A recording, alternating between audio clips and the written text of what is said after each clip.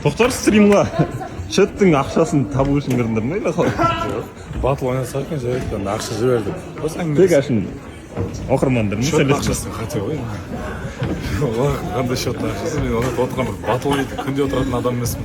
Отсам тек қана тек оқырмандардың несі бойынша сөйлесіп, ешбір санда деген. Енді осы қазір көрсетіп отқан мінезін көрсетті ме кездесу кезінде? Жоқ, мен түсіп отырмын оның кезде не үшін? Қыз бірінші рет келіп тұр андай жобаға, андай қатты көйлек. Міне жігітпен де бұрын соңды ара қатынаса болмаған. Болмаған, сол үшін орынды деймін, сол мінез көрсетіп қатты сөйлейтін деген нәрсе емес. Беттен алып көкке шалу дедің ба? Не қылдың? Иә. Төске еді ғой деймін. Төске ма? Беттен алып көкке шалу. Қателес айтып жүрген шығар. Жалпы Көкке дедім. енді кездесулер ұнамай жатыр ма сендерге стримді отқаны? Не болды машинада? Ерекше кездесу сен үшін қандай болу керек жалпы? Ерекше дейінде неге болады? Машинада емес, басқа тамақтанатын жер бар, мысалы үшін ойын ойнайтын. Машинамен қала аралағанда күшті ғой мысалы. Тем более қаланы білмеймін деді. Бойың бүйтіп айналып шыға бере ма? Машина. Қаланы білмеймін деп тұр ғой қыз. Бірінші рет келіп тұр қала.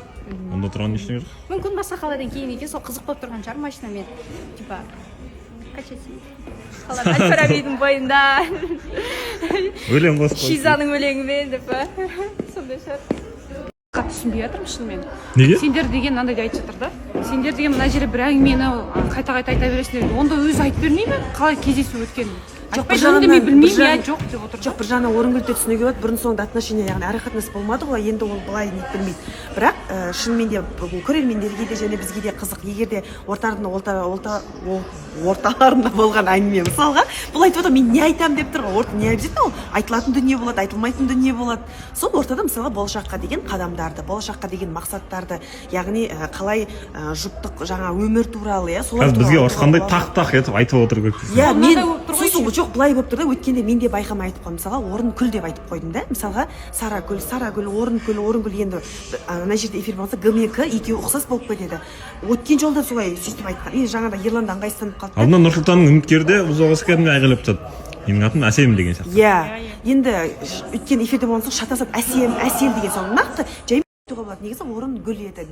Гүл мен бітеді деп. Мына жерден күл емес, гүл деген сияқты. Реально ол маған ыңғайсыз болып кетті. Атың бойынша бұл екеуінің арасында ешқандай қызығушылық та жоқ, қызда да жоқ. Шынымен, если қызығушылық болатын болса, ол ана подругасын алып шығып, ортасында просто так жүруді ойламай, наоборот, жігіттен сұрайыншы, білейінші бұл жігіт туралы деген нәрсе болады. Жоқ, бұл жерде бәрі бүйтіп тұр да, просто қыдыру ғана болды. Бұл жерде барлығы мінсіз деп тұр да. Егер де мінсіз болатын болса, Тоқаға мен айтқым келіп тұр. Онда үйленіп кетіңдер екеуі. Жалпы талпа кездесулерге көзқарастарың қалай?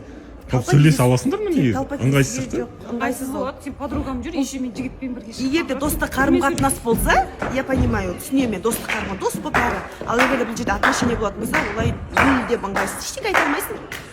Нұрсұлтан, сен әдейі істейсің ба? Сөйлесіп жатырмыз ғой. Міне кім айғайлайды дейді, осы жігіт айғайлайды міне. Бір эмоция білдіріп жүрші.